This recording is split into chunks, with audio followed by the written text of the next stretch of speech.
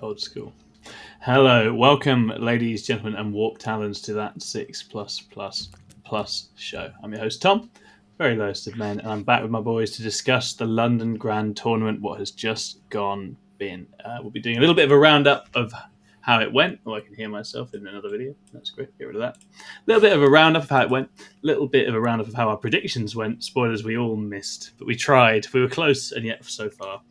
And we'll think a little bit about what it means for the shape of the game and the meta going forwards as well. And I'll be very interested to hear how my boys have found it playing in the trenches as well, because obviously I was in the lonely commentator's seat, far from the action, so I didn't get to see them quite as much as I would have liked. So I can get some key stories from the event itself. So before we do that, I'll introduce our cast of players and shout out to you in the chat. So let us know what you're up to. Did you go to LGT? How'd it go?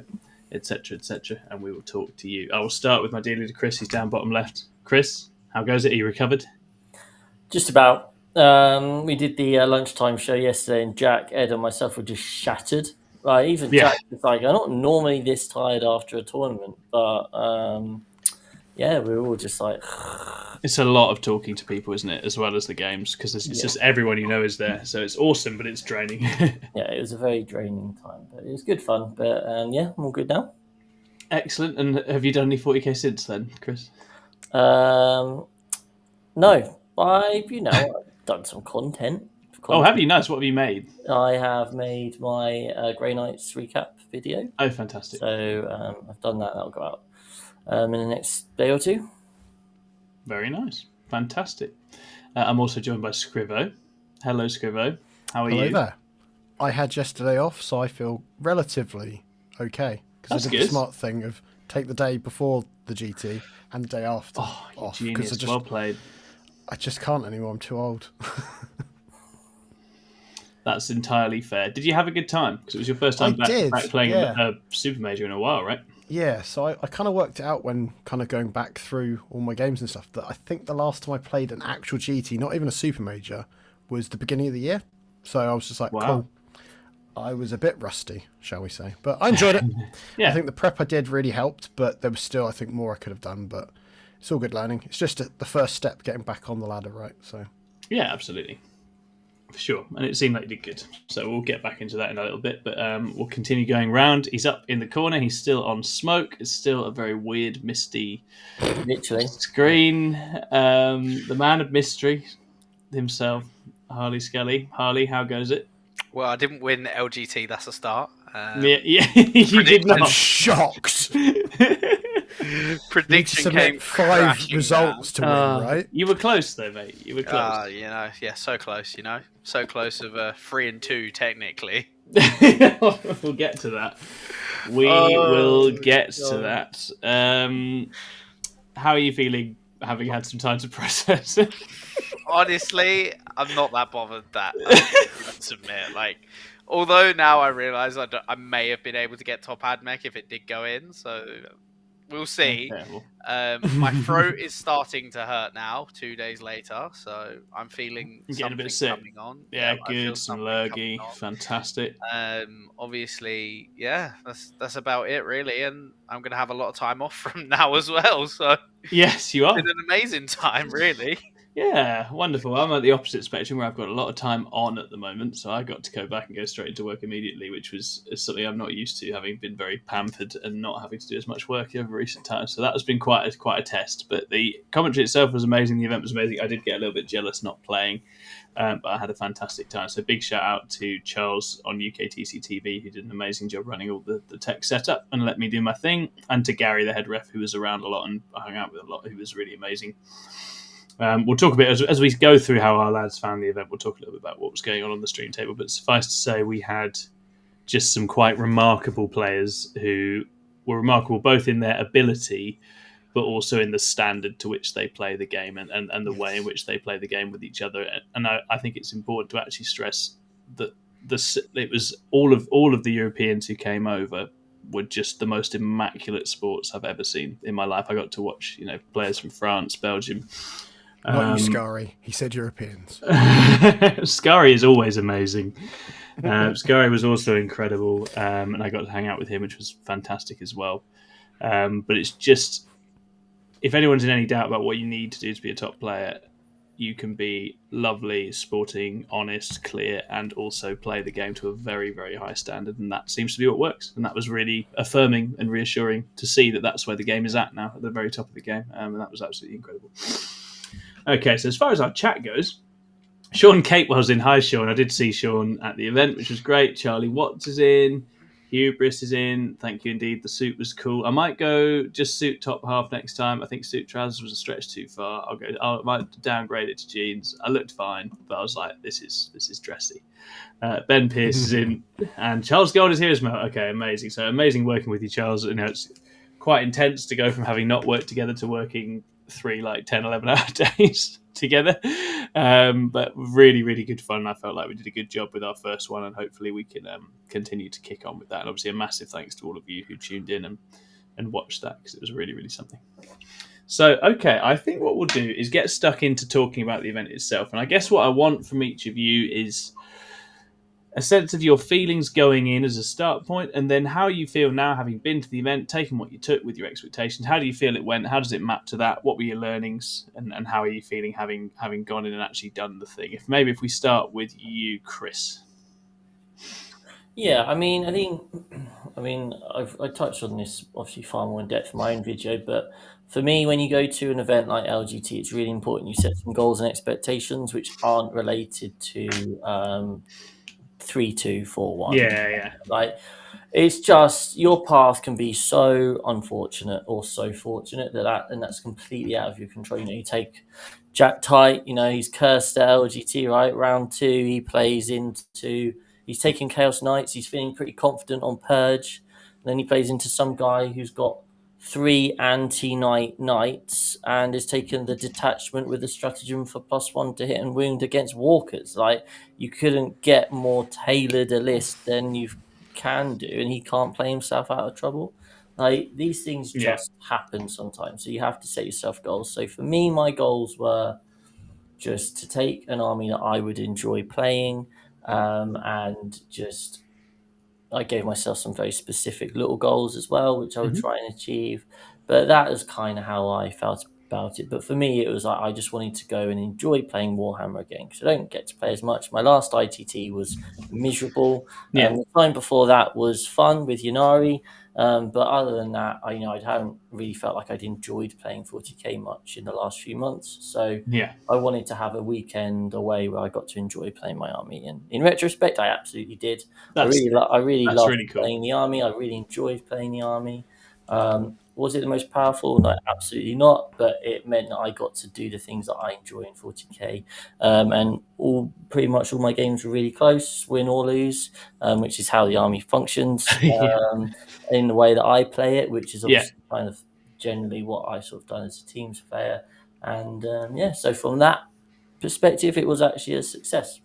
Fantastic. No, that's really good, and I'm glad. And that was, as I say, with Banishes, you've just been on to something that you really enjoy, right? And I remember it was an LGT for 2 or 3 years ago now, where going in, I was in that same boat of just wanting to play something I really enjoyed, and I took the Drakarian. It wasn't a great meta for the Drakarian. I got eaten by Harlequins round 1, but I still had a great time because it's the army that I very much enjoyed playing. And actually, ultimately, the armies we love and the experiences we have playing the armies we love in the way that we enjoy playing is a really, really important thing. And actually, the fun thing is that up at the top of the game, that was a running theme with some of our high places as well, which I think was really, really cool. So I love that that's where we're at with the game. And it's really cool that you got to have a go at Banishes. How about yourself, Scrib?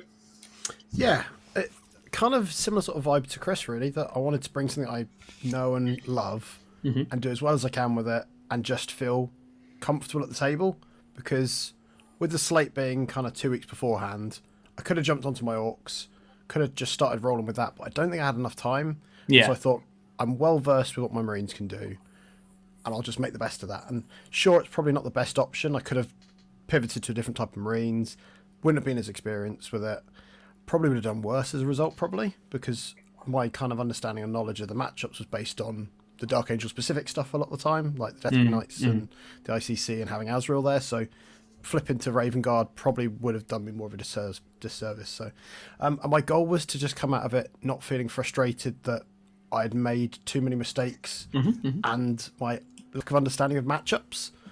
And I think I did all right out of that generally. So, and I came out of it enjoying 5 games, which I don't think I've ever had an LGT where I've come back and gone, all 5 were great people I'd want to play again, which was lovely. Despite it being the biggest event ever, I didn't go into any clankers, which was really nice. So yeah, I think that's a massive positive, right? And I think the direction of travel with the culture there seems to be a really positive one, so that's excellent.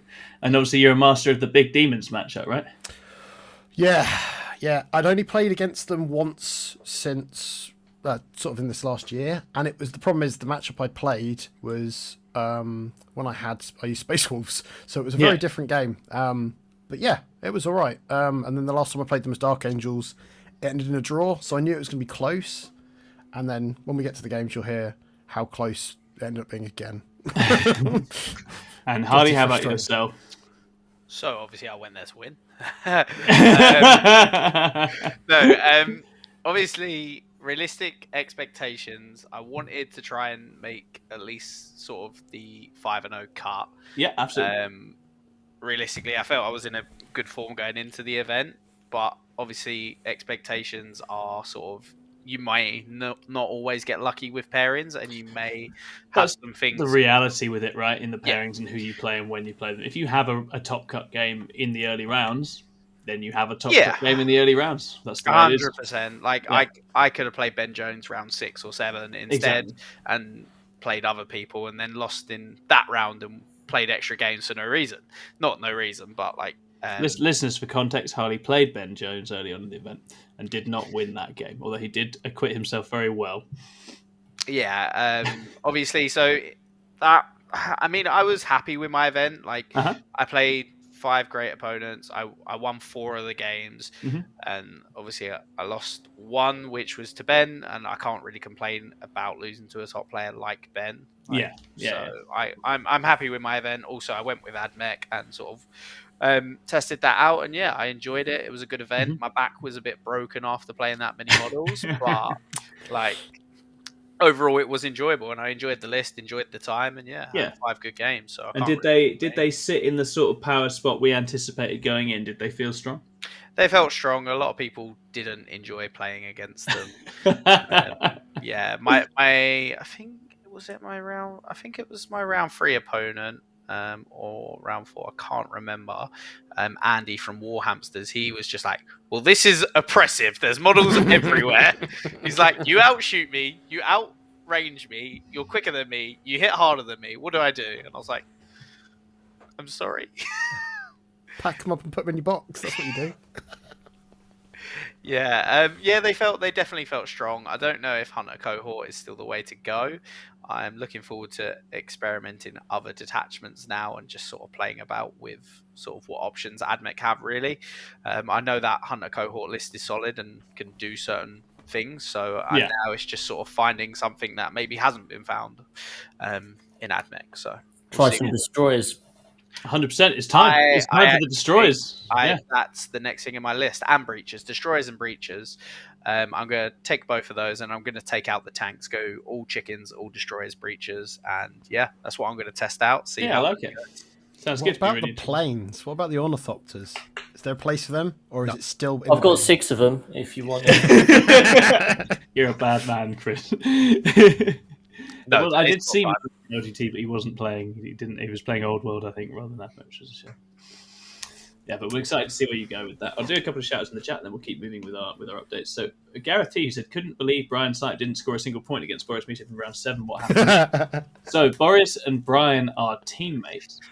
And I think also at that stage they were conscious there was another teammate of theirs waiting for them in the last couple of rounds as well. So by the time they paired very, very late on the Sunday night, they decided they would roll off and see which of them was going through to the next round. And Boris, with his Emperor's Children dice, rolled a no look. He rolled the dice, turned and walked away, and rolled a 6 as he went.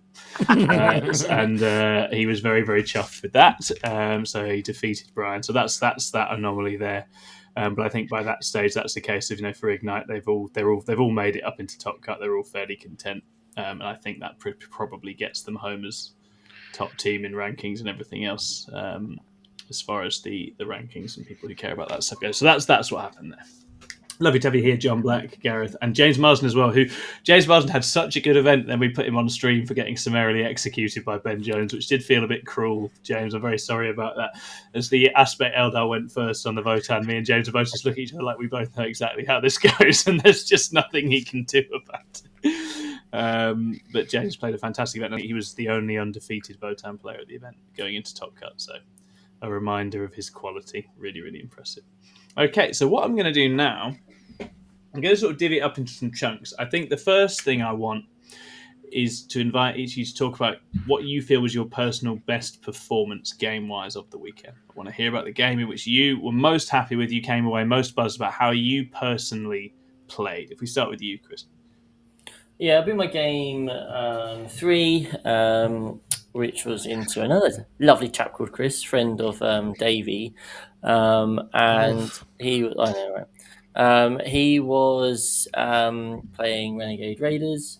I've played in CSM a fair few times. It's always a really close game, and he just had so much stuff, and it was search and destroy, but it was also hidden supplies, which, as we know, you don't get any points for holding a home field. You don't. It's brutal, that one, isn't it? There's a tendency. Hold more. That's it.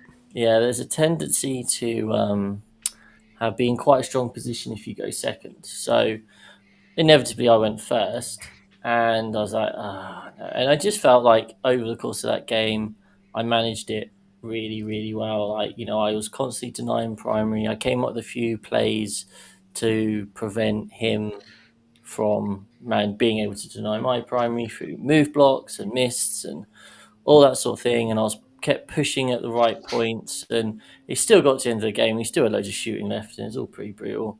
But yeah, it was a really close game, mainly because we actually miscounted the score and I hadn't given myself a hold more in round 2 that I should have. But yeah, I feel it took all my mental energy and effort just to try all the tricks of the trade that I could, and I felt like I got it right in that game. And it was a satisfying win when you're like, I'm playing so well here, and he's got no primary, and yet I'm not doing any of my secondaries, and I can't pull away. This is really annoying. But yeah, I think that was probably my most satisfying game. I had 4 games where I felt I played pretty well in. Yeah, that was probably out of the 5, and that was probably the one I played the best in. Yeah, fantastic. How about you, Harley? This might sound a bit weird, but I actually think my game against Ben. Okay. I think I would agree with this. Do you want to set the scene for people? What happened in this game?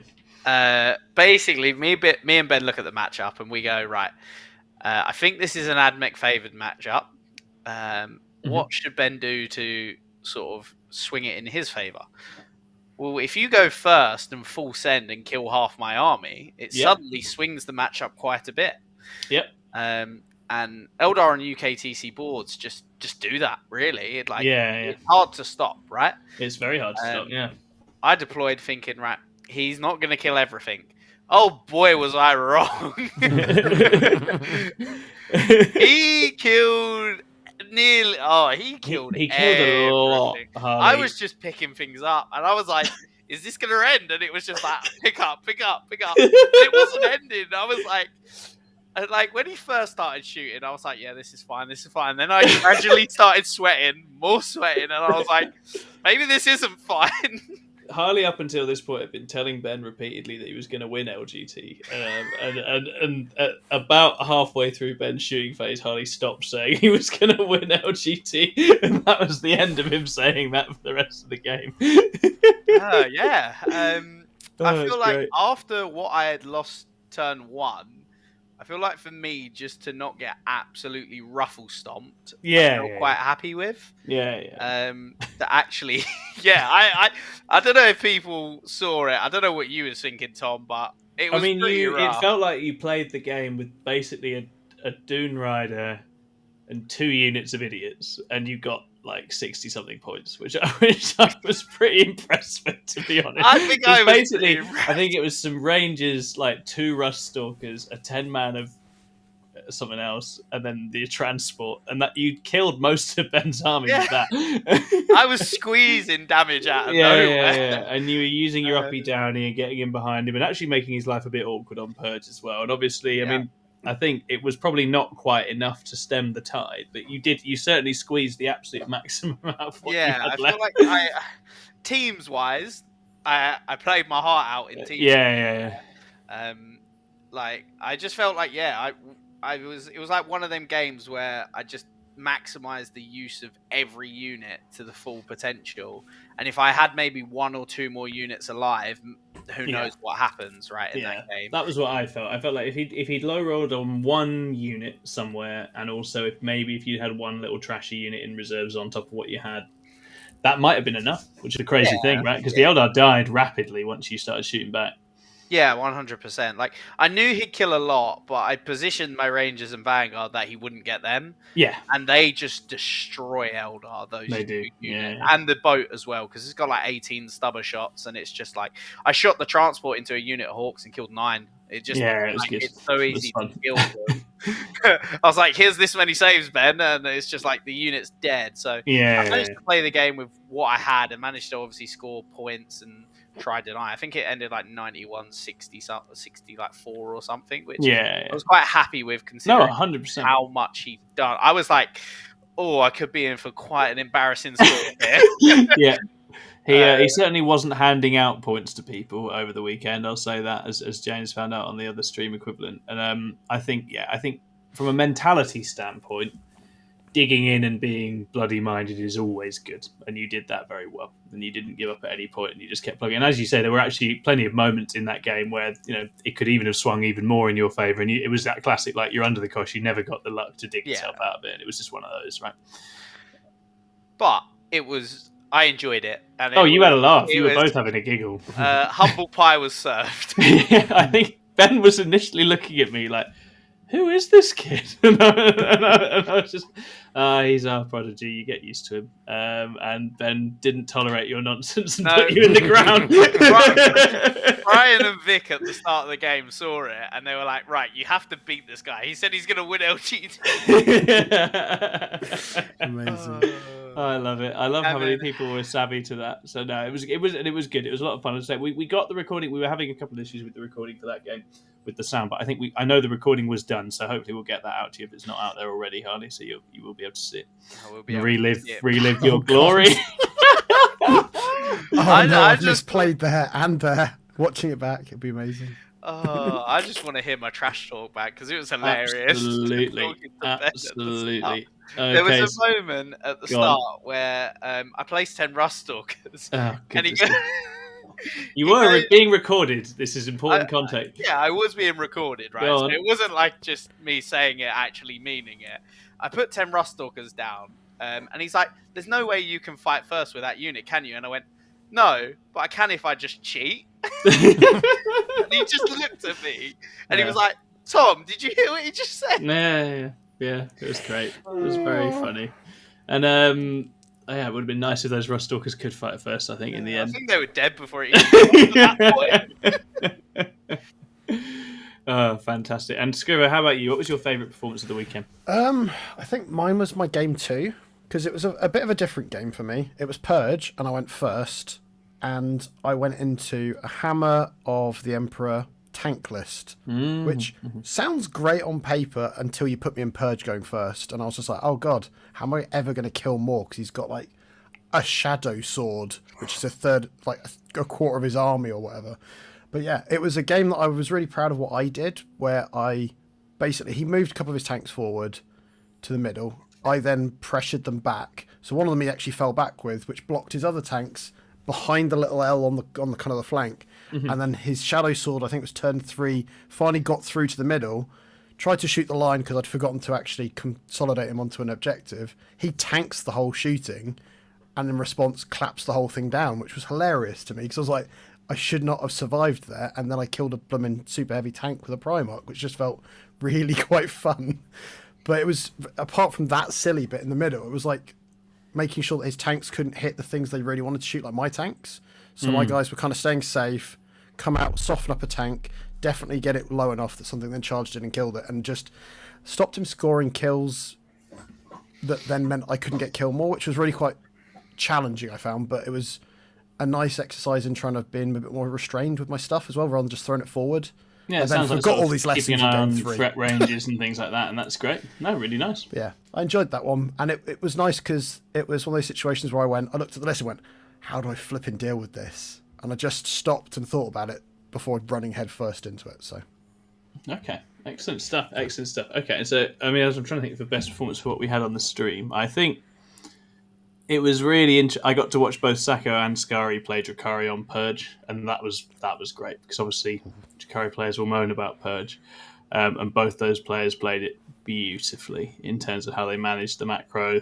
You know, they're having turns where they're losing like 7 or 8 units, and they're still winning the games. Or I mean, Skari got a draw, but that was basically because he was a bit unlucky in that game.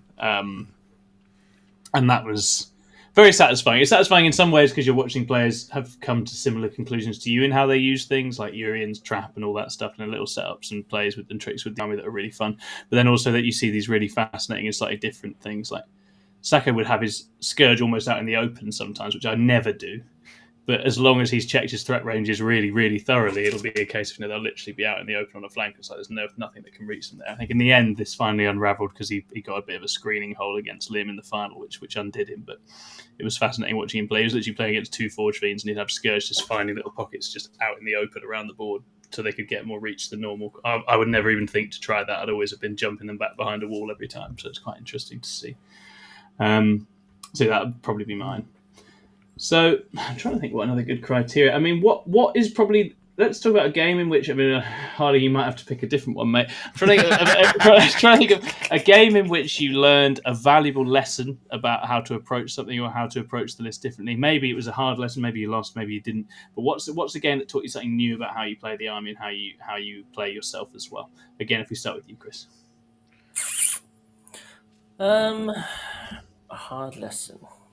I mean, the only time that everything really unraveled was game 5. Yeah. I'm 2-2. I've just narrowly missed out on. Well, actually, no. To be fair, we probably could talk about game 4 actually because I played into Chaos Knights, into Steve from Darkfire. Lovely guy. Oh, nice. Yeah, I played Steve at the Invitational. Yeah, we played it. Yeah. And we'd never played before. We've actually spoken quite a bit.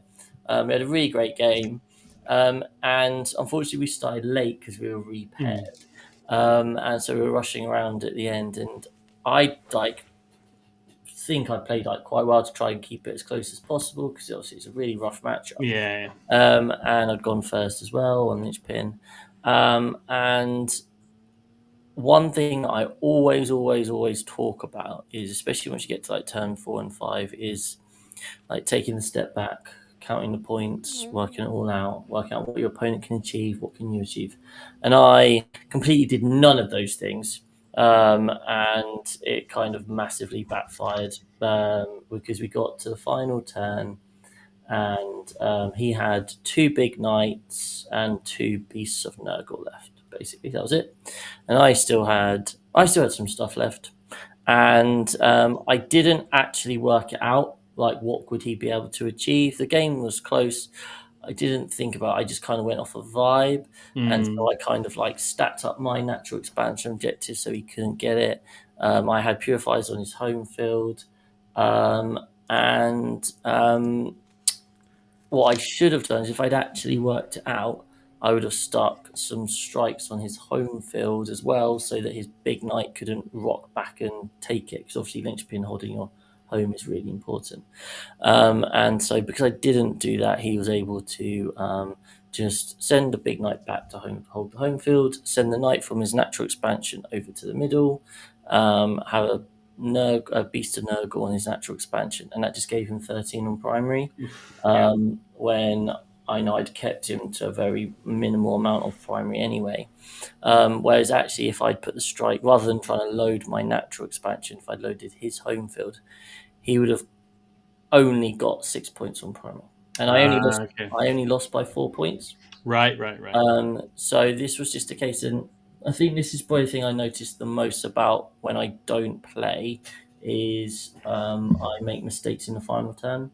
Yeah. I got to the point where I was playing a lot and I felt like I was quite good at the end game. And now at the moment, there've been in the last year a few instances where I've I've messed up my final turn, and it's cost me quite a few points, or cost me the game potentially. And so I think trying to play quicker. I mean, the thing is with Grey Knights is quite often you play your final turns with like hardly any units, so you feel like you want to spend earlier on in the game using your time to get it just right, because you're going to get slowly tabled anyway.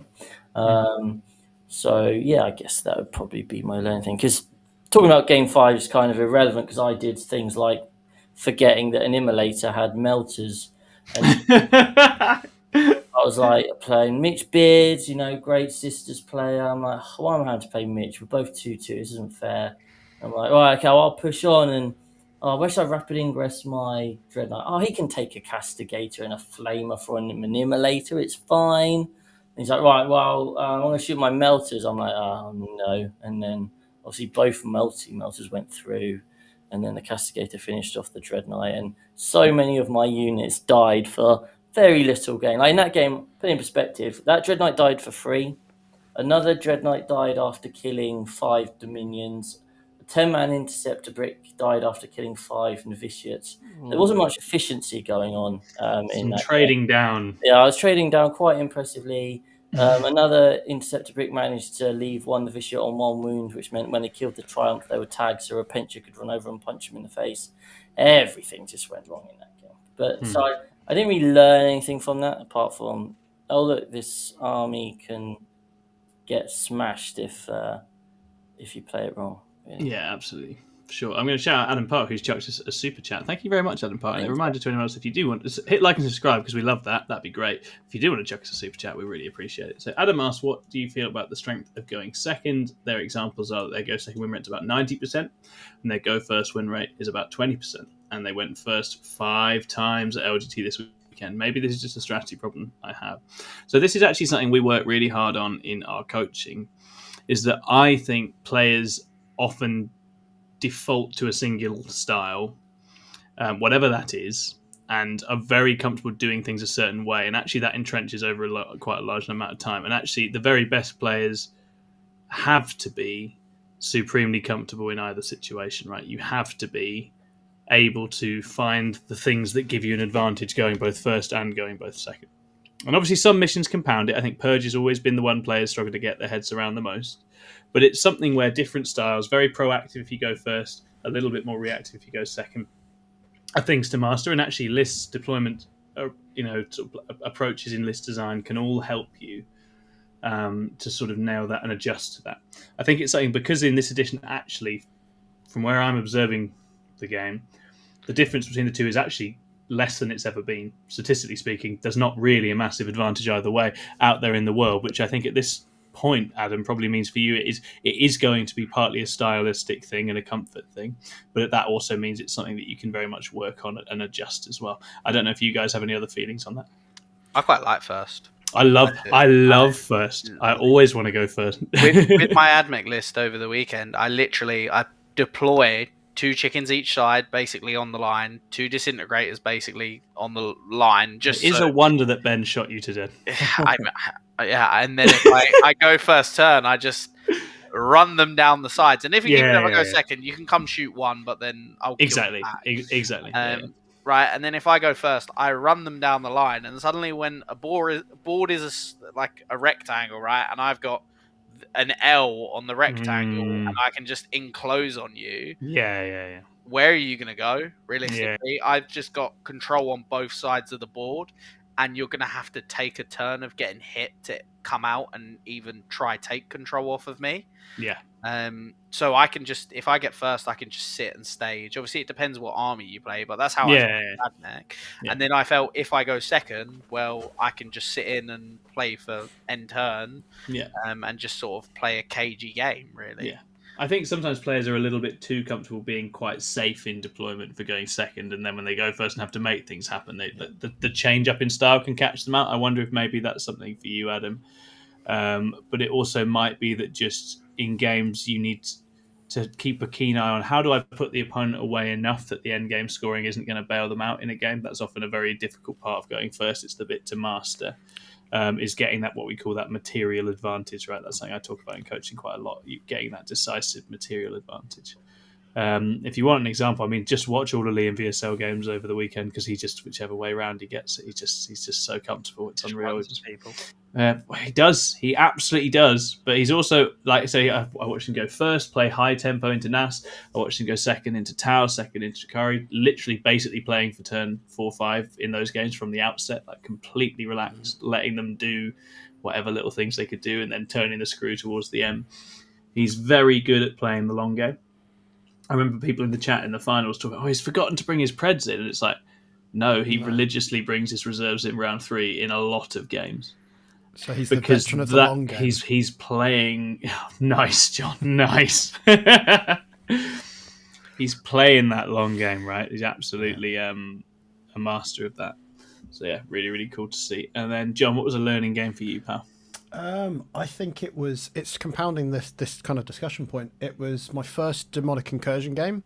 I went first on hidden supplies. I had quite an advantage on points, but I didn't get enough of a lead on it. And it was some silly things like, because I didn't quite appreciate what a Lord of Change's shooting could do, I put a unit out when I shouldn't have, and then gave that unit almost away entirely. And it was just like, I looked at that and went, I've now got Azrael and 1 Stern Guard. I should have had 5, and that could soften up one of these big guys.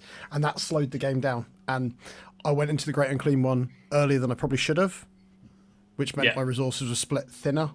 Whilst he was, in reality, just going to sit on that objective and just be there. If I just ignored him, those resources would have been elsewhere. The chicken would have died earlier. I could have ignored him and just scored enough points, and then he would have got 5 points at the end of the game. But instead, I lost it by, I think it was 11 points in the end, and it was frustrating because I was like, it was sloppy things, and I think it's a macro thing, right? Yeah, well. exactly. I was just tired as well, which I know is not an excuse, but I can see myself making stupid mistakes because I was just thinking I just need to get moving, and it was compounded in my second Demons game as well, where I lost it. Well, I say lost it. I drew it because I had an hour left on the round, and I went, I'm going to quickly do my turn 5 because it's quite quick. I've only got a handful of units to move around. Forgetting that my scouts weren't on an objective, I could lift them up and I might need them. Yeah. I didn't have 2 units to squeeze into his deployment zone for behind enemy lines. So I would have won by a point if those scouts had been picked up and gone into his deployment zone. Silly little things like that, just if I'd taken my time. Yeah. So it very much echoes what Chris said about slowing the game down, right? Slowing down at the right times, and also making sure, like the first Demons game, I wasn't keeping real track of the score. I knew I was ahead, but I didn't know by how much. And so as a result, when we put in his score, I went, oh, this is now looking really close. Whilst if I'd been planning ahead, I could have been trying to mitigate that a bit better. So, yeah, for sure. No, makes a lot of sense. Nice. Okay. And then I think the other one I want to hear about is obviously who your absolute favourite opponent was. Give you a chance to do some shout-outs on that score. So if you have several, that's fine. But I want to know who the person you enjoyed playing the most was the most and why. Chris, off to you.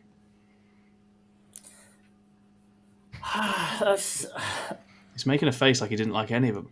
All horrible. No. Yeah, I mean, I was pretty lucky. All 5 guys were great. Joe this was his first ever GT, first ever 2-day tournament.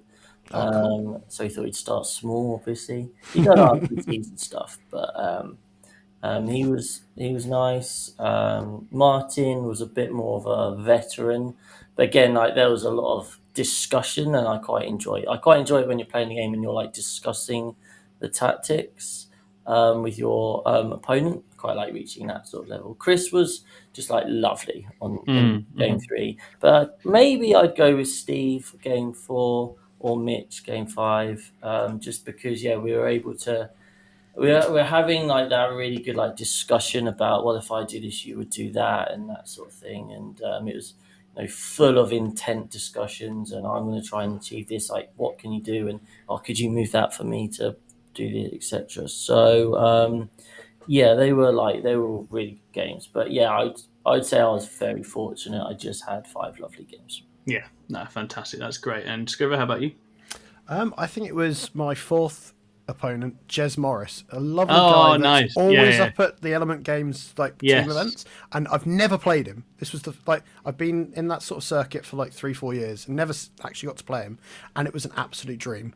Granted, he did bring 3 Bloodthirsters and Scarbrand and threw him headlong into me, but it was just a lovely game because I never felt like I had to be kind of a jerk to him and push back because he was lovely. And then we had dinner. We had lunch together. It was really nice. So. Oh, that's wonderful. I think it's always a good sign if you go and get a drink or some food with your opponent afterwards. We had 2 hours to have lunch. Yes, that was. I can't believe that the full Greater Demon Sen was a quick game, but I was shocked. Right? I have no experience of that whatsoever. Harley, how about you, man? Honestly, my favourite game, there's 2.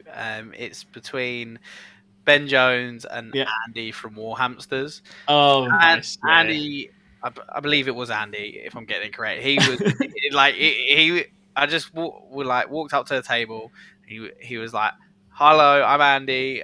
You know Sam. You beat one of my team members. You absolutely smashed him the other day. Now you're gonna smash me." The Warhamster motto. And we just had a beer straight away, and it was just a fun game, and I was winning quite well, and then I just started rolling really obnoxiously as well, and it was, I hate when that happens. Always the way as well, and I was like, "I'm so sorry, mate." I think he charged his Chaos Lord and 5 Chosen into 2 chickens, and done 6 damage and popped the Lord's ability. I must have rolled 12 5-ups out of 14. I was like, I am so sorry, and it was horrible. And then at the end of the game, he was like, "No one has ever beaten me this bad." I went over to obviously Sam Warhamsters, and it was just we just had a really nice game, and obviously full of intent as well. Yeah. And then Ben Jones is just Ben Jones, right? Yeah. Playing him it's just such a nice game. The whole game, we both don't really mind Ben forgot to move his Hawks turn 1. I was like, Ben, moving them up. It's obvious they wouldn't have been there. I slightly made a misplay. I took a wrong model from a unit. I took a plasma by accident when it didn't die to overcharge, and I was like, Ben, I didn't mean to do that. And he's like, yeah, it's fine, put it back. There was just a couple little things where it was obvious it didn't mean to happen, and we both played by intent. And it's just Ben's a great game because he's very good, so he understands what you're trying to do. Yes. And he can help you do that. I'm like, Ben, I want to wrap this. Can we agree nothing can get out? And he's like, yeah. And he's like, just remember, I can Hawk bomb to get myself out. And I'm like, yeah, I know. Thanks for reminding me that you're going to bully me even more. But it's just full of intent, right? Just let each other know, just help each other out to do certain things. And Ben's just a lovely person to play as well, and probably the best person to serve me some humble pie. So I agree. I think he was the man for the job, and it was going to say I watched a few of Ben's games, and he was always an absolutely wonderful opponent for people. He had a very good game against Brett Smith, Thousand Suns Eldar. That's a really good watch if you haven't seen that one. He had a very good weekend as well. Oh, it was a very strong performance. I mean, he always does. He's one of the most consistent players up at the top of UKTC, so really well done to him.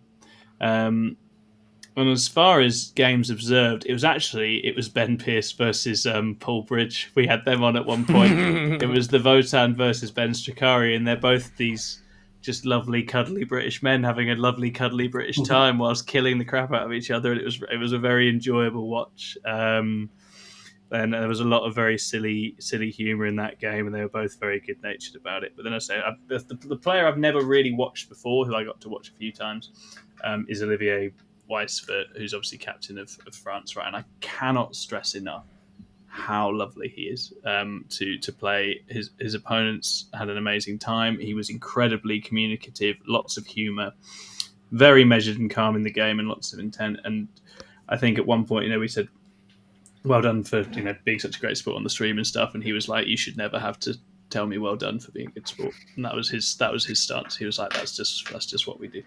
And he was, as I say, captain's example, really, having not actually seen him much in person. Chris literally embodies this as well, to be fair. Chris is very, very inspiring like this whenever I played Chris. But Olivier, to be playing at that level with that degree of pressure, right? And he took a 20-0 against Chris Langton round 5, right? You have one of those games where you try to kill the big demons, you don't kill the big demons kill you. It wasn't a subtle game. It's an absolute shellacking, and he was just as fun with a few extra sort of faces thrown in as he was in all the games that he was winning. So I think that speaks volumes to it. And obviously well done to Chris as well from Mind Goblins for taking the win there. I know he was delighted with that. So yeah, awesome. Okay. I think what we'll do is we're going to wind it along to our predictions game and see how we got on with that, and then reflect on the wider meta for the latter half. What I will say is that all our...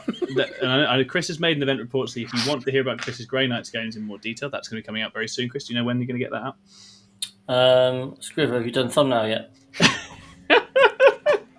No. I shouldn't. It will be done after the show when I do my event report as well. Perfect, yes. And Harley, are you doing an event report? If people want to see it, yeah. Of course, I want to see it. Time now of my 3-2 performance, because it wasn't a 4-1 technically. Yeah, it is worth saying. Harley forgot to submit his score for the final round before he went home and ended up with a fake 3-2, didn't you, Harley? No, I did submit the score. It didn't. You tried. I submitted it, and then I was like, right, I'm gonna go before it gets busy. Drove, and then I start getting messages saying, "You've been zeroed," and I'm like, "What? What did I do?" Not submit your score.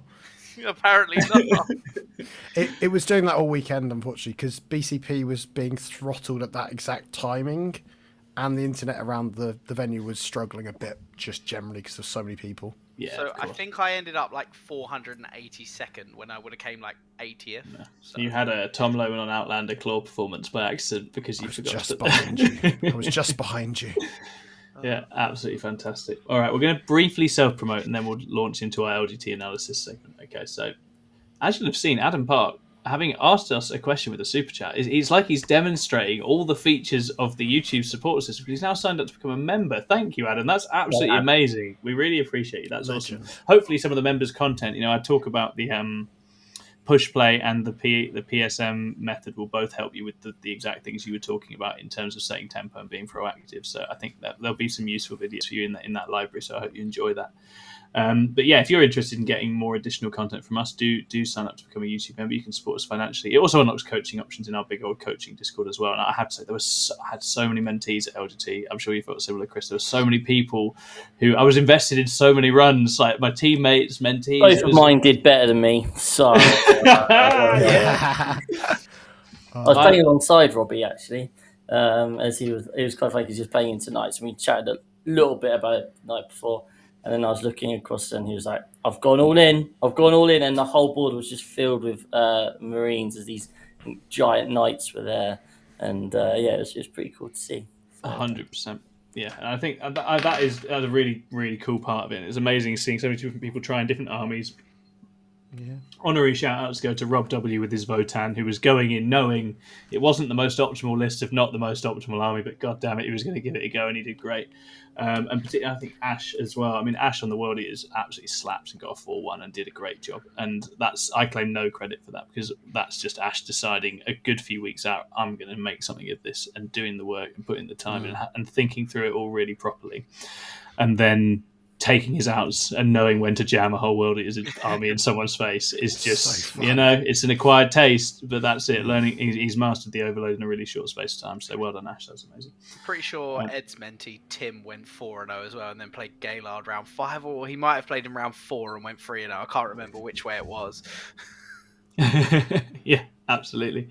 Ben Pierce is telling a funny little anecdote. At dinner Saturday night, our teammate Matt was disheartened at his 40k performance this year, so we sat him down, had a good chat with him, and then forced him to watch the PSM video. That's great. If anyone not aware, that's the PSM toolkit is a thing I wrote. I was actually mostly in response to Challenger cards when that came out as a toolkit for playing the game to adapt to that meta, but actually I think it's just a fundamentally really useful toolkit. Oh, and then apparently Matt won his first competitive game on day 2. Yes. Yes. Instant results, Matt. You're welcome. That's sick. I love it. That's so good. But yeah, you can find all that stuff on there. So yeah, if you hit like, subscribe, and obviously comments and signing up as a YouTube member all supports us massively. Coaching sounds like it's for you, then we really, really appreciate that as well. The only other shout out that I can immediately think of was that we've got our King of the Ping League going on in the Discord. Davey's been running that. He's an absolute hero. It's our biggest ever King of the Ping League. So if you want to come and play with us and a bunch of others in the TTS League in the Discord, you can sign up as a member and go and sign up in the Discord area there. I think it's pretty much last calls this week to join that, and we're looking at we'll have five I think mini leagues within that. But obviously a bunch of the team play, a bunch of the content team play, and everyone in there is lovely because they're our fans. Our fans are pretty nice.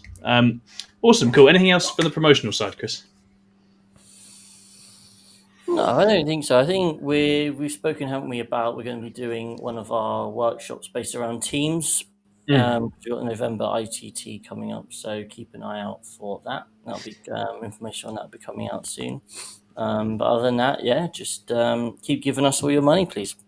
Yes, please. In all honesty, though, the resources are massively helpful.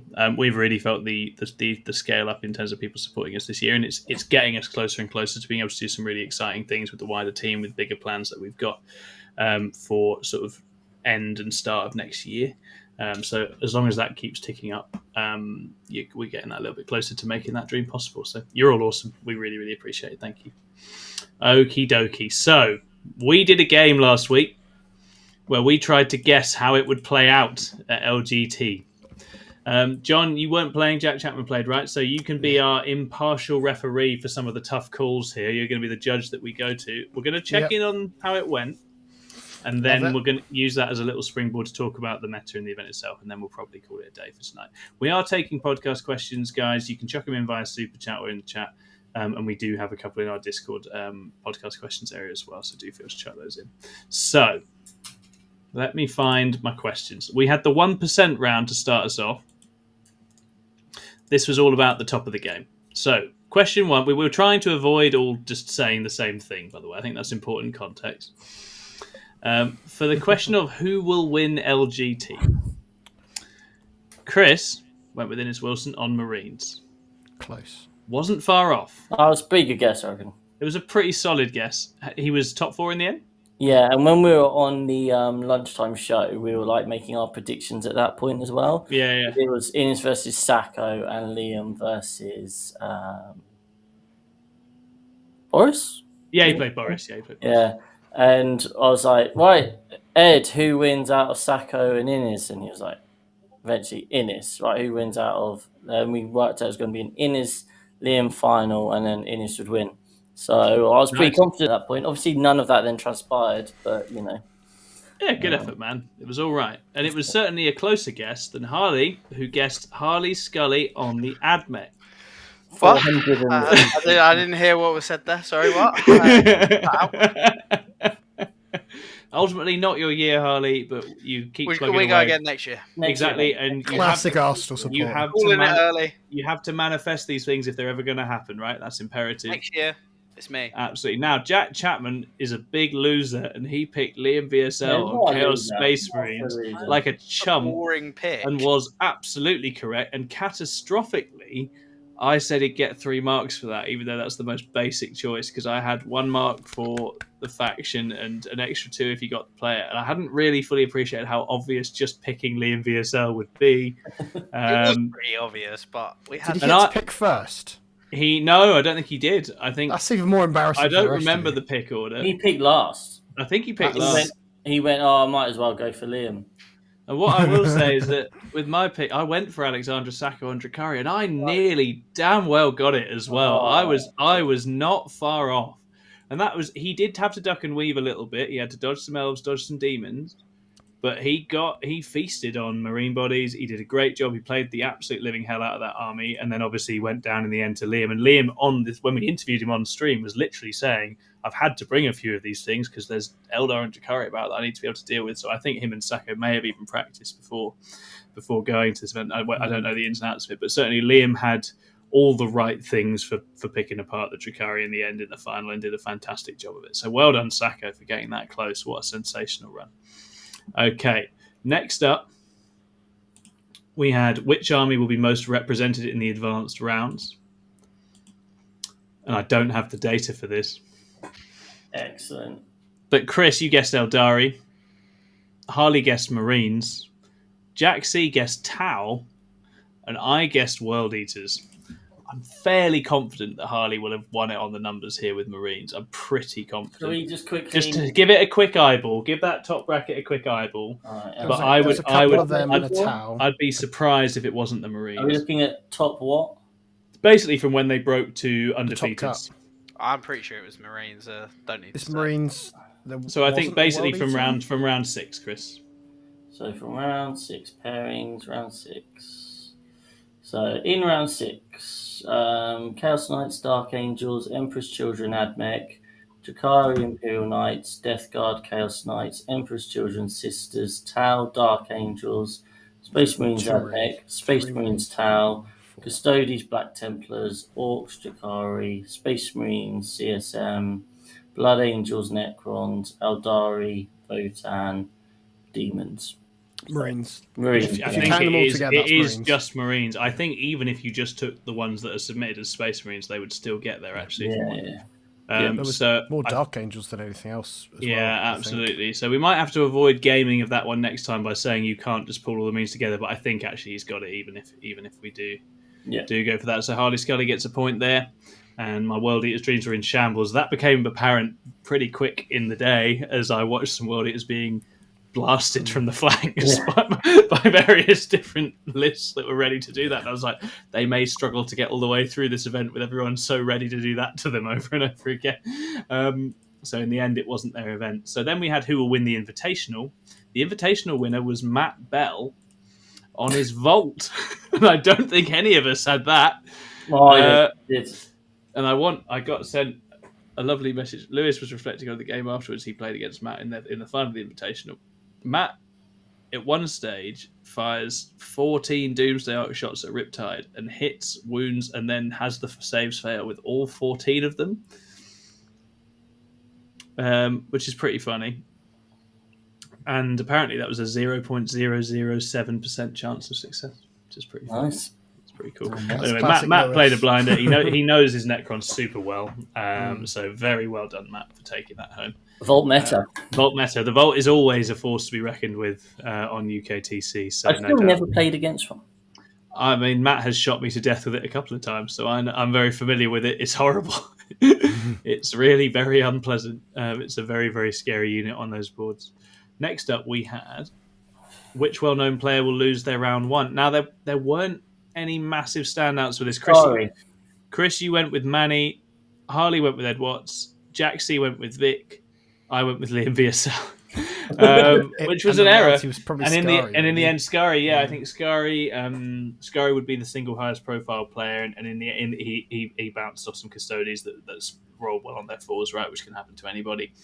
The double shooting guard is quite unpleasant into Drakari as well in Lines of the Emperor. That just eliminates you at quite a scary rate. So Scary probably was the highest profile casualty of round 1, which none of us predicted. No.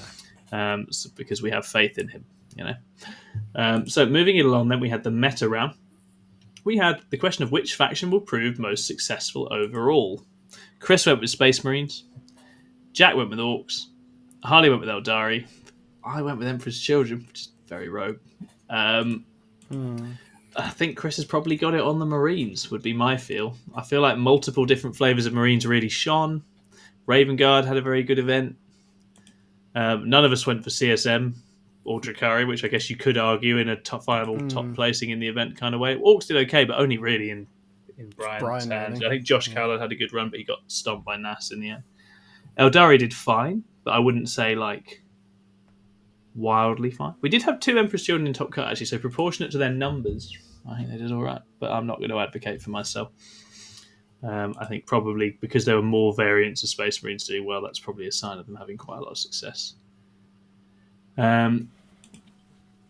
Next up, we had which faction will be the Dark Horse. I am claiming this one because I went Tau, and I think Tau were definitely a Dark Horse this weekend. I think Tau did a very good job. But Harley had Admech. That's actually a reasonable claim for Admech. It was all right. Two people in the shadow. Yeah, that is true. That is true, but and then Drakari had 2 as well. Jack right? had Imperial Knights. Yeah, none of us picked Drakari, and Chris had Grey Knights. So I could see the argument for that one. I could see the argument for giving it to Harley. I'll let someone else decide what we're doing with that one. No, Harley never gets it. Yeah, that's right. So I'll have the towel. Thank you for that. You're welcome. Thank you. I appreciate it. I'm glad Overruled. That we did. Judge rules, not Harley. So John Black says that Liam and Sacco had played the matchup 4 times prior to the final. They were 2-2 before. So there you go. That's nice. On a knife edge. On an absolute knife edge. I think in that game, it was one of those classic things, actually, what I would say from a strategic standpoint.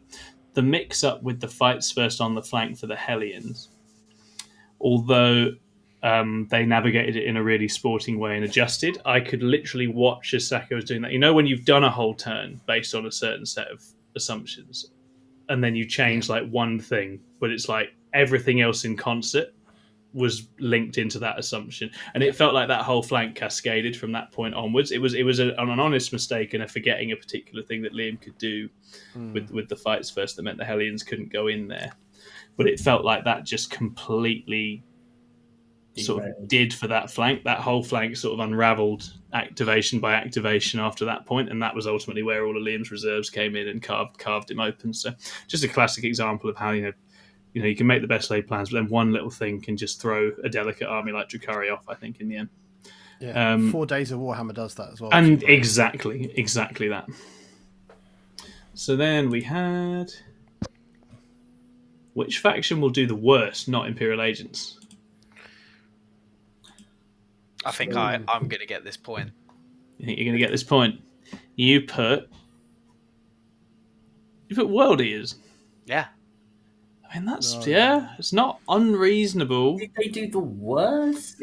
Are we saying how many people they had? Yeah. How many people thought they were going to do well? They didn't. Yeah, that's not unreasonable. You don't know that they did badly. I mean, I don't think... Did any World Eaters player make top cut? No, but that doesn't mean they did badly. But based on the numbers though, Harley, if like a big chunk of them went 3 and 2, is that bad? Yeah, that's interesting. I think Harley's taken a top of the game view there. I actually don't think that's unreasonable. I think that's a very strong case to be made for the top of the game. Jack had exposed. Jack had Death Guard. Chris had Custodes. There was one Custodes in the top cut. I had Tyranids. Tyranids certainly didn't do anything, and neither did Death Guard. Wow, World Eaters is... I can tell you who came worst out of all the armies that played 5 rounds. But you've got to take into account expectation. You pick it. Came last. CSM were the top and the bottom. Like, everyone thought World Eaters were going to do well, and they got destroyed by Fast Gun. Yeah. If anyone said not a single World Eater would make top cut at the start of the event, they'd be called crazy. I don't think that's unreasonable. I could see me giving Harley a point here. John, how do you feel? You're our adjudicator. Well, it's not clear what the method of kind of measuring success was, so... Don't pick at the abstraction, John. I'm not asking you to critique my quiz design. No, because it's suiting Harley with his narrative by saying the top cut, but if it's the whole field, it's diluting it a little bit more. So I mean, you can look... I'm scrolling down here, right? Like, you've got World Eaters came... what did we get? Best World Eaters was Sam, wasn't it? So Sam came 44th with World Eaters, then Tom Green 47th, Daniel Greaves 48. And then it was Julio next in 100. Adam Parmenter 55. Oh no, maybe not. That's quite a good bit of the top, like 67th. It's certainly not in the context of actually placing it well at the actual super major. Like in terms of the very top, it is a complete no-show. To be fair, anyone can submarine. Chat, let us know. You can decide. We can decide if Harley gets that one or if we give it to someone else that said something is dross. And then we said, what changes to the UKTC mission pack will the community be demanding afterwards? Now, Chris, you said more terrain on the board edges. Jack said rotating some stuff. Harley said change the big ruin with stuff in it. And I said big L move back. I think from what I've heard, I think Chris has got this because I think it's definitely the sides that people were. I think people were exploiting the sides with their shooting, which was something we kind of anticipated going in, but we definitely saw that in a big way for a lot of the successful armies. Because GW and WTC have got stuff on the line that blocks a lot of the time. So having even just the small ruin, like the teeny ruin things shoved in the corners on the edge would help, right? Yeah, absolutely. So there you go. So that's that one. So, we have scored some points. At the moment, Jack, who's not here, is still in the lead, which is pretty fun. Always so well is. done, Jack. Because for handing out a single 3-pointer for possibly the easiest answer to guess of the entire lot. But that's on me. If it was non-biased for Harley, I'd have 3 points. Shut up, Shut up, shut up. We're going to give him the 1 until someone in the chat tells me otherwise. And I think he deserves the 1 there. You're on 3. No, you're on 2. Shut You're lucky up. To have your 1 point, little man. So now we move to the 6++ round. Oh, God, I don't like this round. And none of us have thrived here, but there might be 1 or 2 points to be scraped. So the first question was, which member of the Pluse will finish highest LGT? It was, of course, Gentle Giant Ben Pritchard on his Dark Angels, who had a fantastic run. And see, Ben's one of those players. So the first time I ever met Ben, I played him in the Undefeateds event that Zach ran for 5-0s at various super majors. And this was years ago now. I also met Ed Fawcett at the same event. And I had a fantastic game against Ben, and he beat me very, very soundly. And I was very impressed with him. And actually, in recent times, he's not quite had the run of luck he's probably deserved. So I loved seeing that, because he always does his own thing. He writes quite unusual lists. He's very wedded to his Dark Angels. And again, that's not an army I think people would have been anticipating doing well going in. And he had lots of bikes in there, all sorts of bikes. His list. His Ben Pritchard's list is mental. It's very cool. It's very different. And he just took people by surprise all weekend and got all the way up to the top cut, where I think if he'd gone first against the Tau, he's pretty confident he gets 1 more win and goes 1 further. But ultimately, that was a first turn game, and he lost the roll-off rat. So, yeah, well done, Ben. And unfortunately, Ben, none of us backed you, so none of us benefited. You came 22nd. Yeah, that's unreal, right? Fantastic. That's better than all the World Eaters players combined. Yeah. He had some coaching, right? That's probably what did it. No, I can't claim that. I literally can. I cannot claim that one on any fundamental level. Ben's done all the work himself. So we have who will be the biggest surprise package? Unusually high placing. Jack's gone Harley. Nope. Harley's got Alex Chancellor. Nope. Chris went Jim Eccles. I don't know how that went. Nope. And I went Jack Chapman, and although Jack had a solid event, I don't think it was an unusually high placing for Jack. I think it was more or less Jack's sort of a lot. So I can tell you, I can read it through. So we had Ben in first, Ed second, Tom Redgate third, Alex Chancellor fourth, Jack Chapman fifth, Jim Eccles sixth, Harley seventh, John eighth, Patrick ninth, Jack 10th, me 11th, Joe 12th, and Sam dropped after a couple of games. Well, I didn't actually come 7th, did I? And yet you did. And yet You did. You are. Welcome to Here the we real are. world.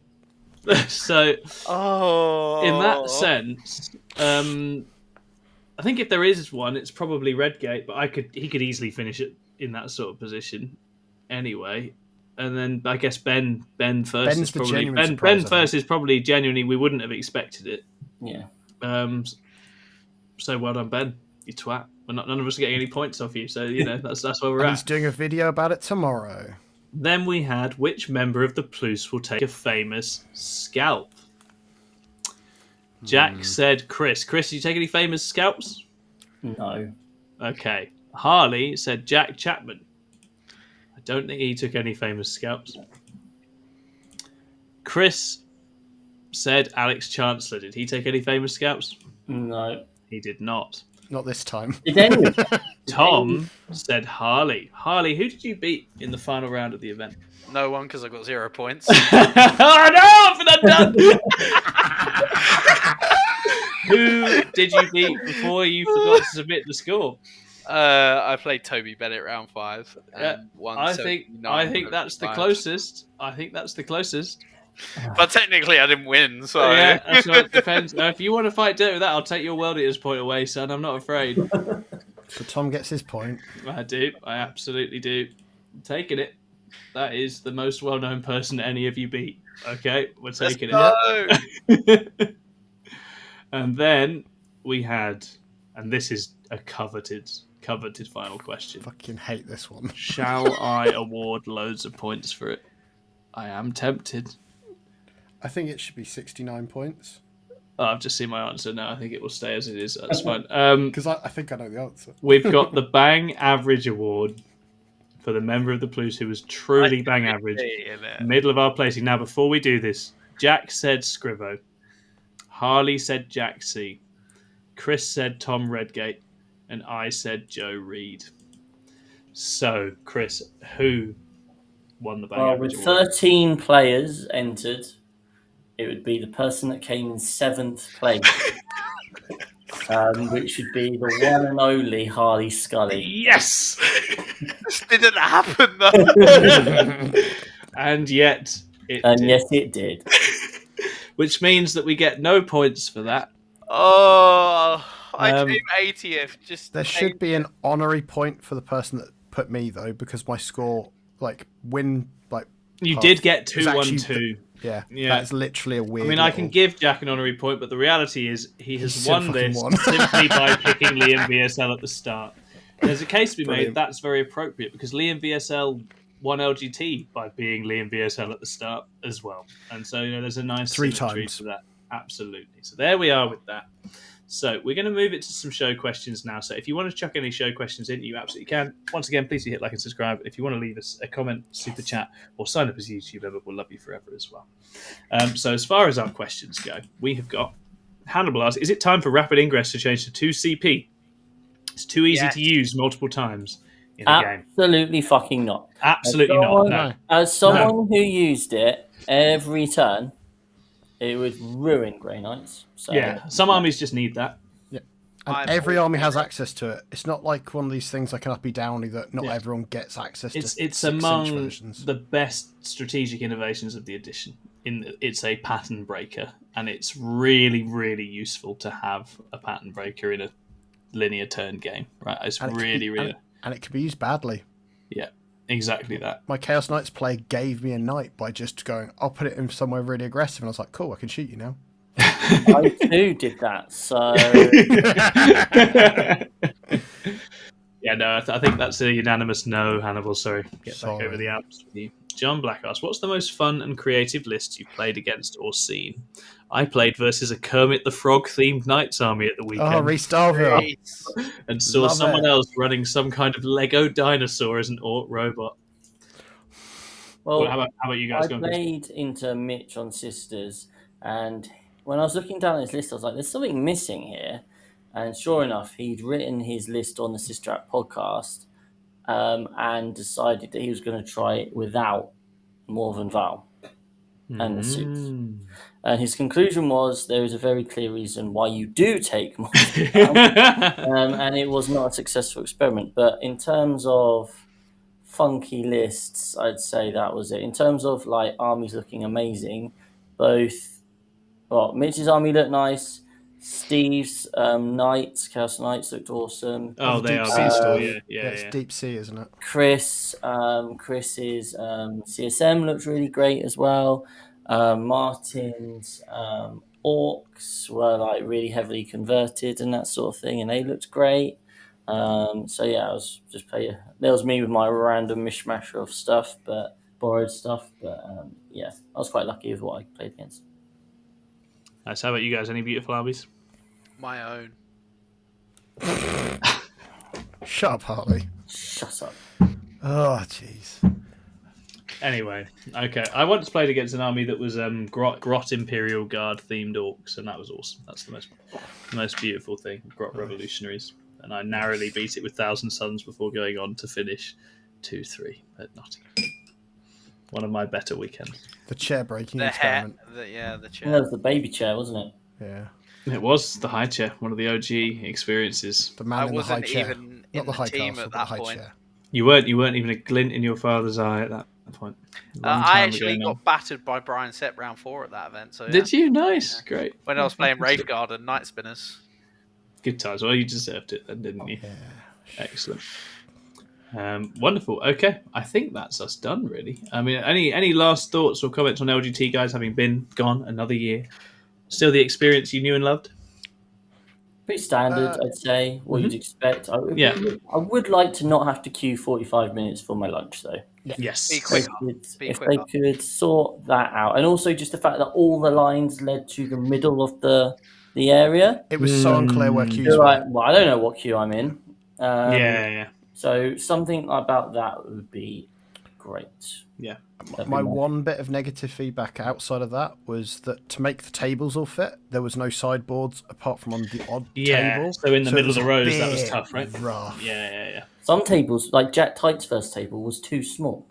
Like so they had the mats were going under other mats, and the judges were like, we don't know how to deal with this. So Zach came over, and they were like, well, either you can just fudge the terrain around so that it kind of works. This table was 48 inches wide rather than 60.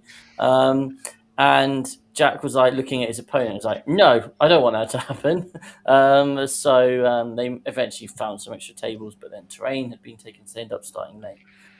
So obviously, you know, I mean, when you've got such a huge event, there are going to be little blips. Like it's logistically always a challenge, right? Because it's even bigger than the 1,000+ people playing 40k, right? There's so many other systems and everything else. It's huge. And they were all at max capacity, basically. That venue has served us phenomenally well as LGT has grown, but I do wonder if maybe we're on especially the the parking. Like, yeah, we're on the edge. We're on the edge on capacity, I think. Like, there's no space upstairs even either. On the Saturday. Yeah, actually, walking out in the low light with the traffic stock still on the Saturday sort of made me feel like I was in Kampala for a little bit, which was quite nice. So it was quite nostalgic.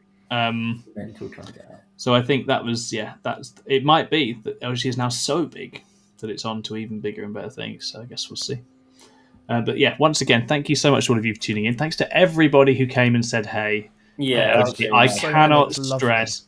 Charles got thoroughly irate because it was not easy to talk to every single person I wanted to talk to at that thing without basically not doing the job. So I had to really try and get the balance right. But I chatted with so many people, had so many amazing catch-ups. Oh, hello, Scurry, for joining us. Thank you for coming over, Scurry. It was amazing to see you.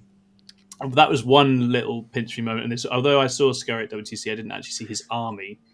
And seeing that army being set up on a board in front of me, that green and purple Chikari scheme, which I've watched on so many videos. I've seen that army so many times. Actually seeing that in person being put out, and he was playing against, I think it was Adam, on this beautiful Ultramarines army, and it was just one of the most beautiful looking games of 40k played competitively. That was a real pinch me kind of moment as well. And I do have my Scurry dice that he's given me. Yes, I'm going to make that my first turn roll off or CP tracker or something that'll come out with Archon Shimmer Shield. I made a point of trying to find him, and then when I found him, he gave me 3 dice, and I was like, he's a wonderful man, and he's want to introduce myself to him, and almost finished your season now, man. So very good luck going out and doing the last few events with that. I'm sure you'll smash it. Absolutely wonderful. And again, as an absolute saint, even when so the Adam game was a little bit tough in certain ways, but he was brilliant throughout, which was really, really cool. And the other person who probably deserves a shout out is Joe from War Games Live as well, who put a huge shift in the media tent. He's such a lovely man. He came up and gave me a Percy pig every few hours to keep my energies up. He loves those for some reason, so he had a whole bunch of those. Yeah. And obviously him and Scurry commentating for Alexandra Sacco. I got out of work on the Monday, absolutely ruined, and basically got back to the hotel and just chilled watching that game. And Scurry commentating on Sacco is a pretty perfect way to finish. That was pretty cool. It's just absolutely cool, phenomenal. So if you haven't watched that final game between Liam VSL and Sacco, I would certainly go and watch it. I think it's a testament to Liam's mastery. Every Liam game is the same. There is the illusion of hope for 2 turns, and then hope is snuffed out, and he does it so well every single time. Very, very chill. He can be aggressive, but all the best games I've seen of him play are where he's patient, and he's phenomenally good at being patient as well. He's very good at positioning everything in the right place at every time. Yeah, and there are units which are literally sitting there waiting for turns 4 and 5, and there is no danger of him ever using them before that point. And it's just that kind of discipline is remarkable to me. He squeezes damage out of literally anything. Yeah. I've never seen someone get every inch of damage out of his army. Yeah, that's it. Absolutely perfect in that sense. So really, really nice. Wonderful. Okay, I think that's us done. Unless anyone else has any closing comments. Amazing. We've been the Pluse. We love you all very much. LGT was incredible. We'll see you all again next time. Bye bye.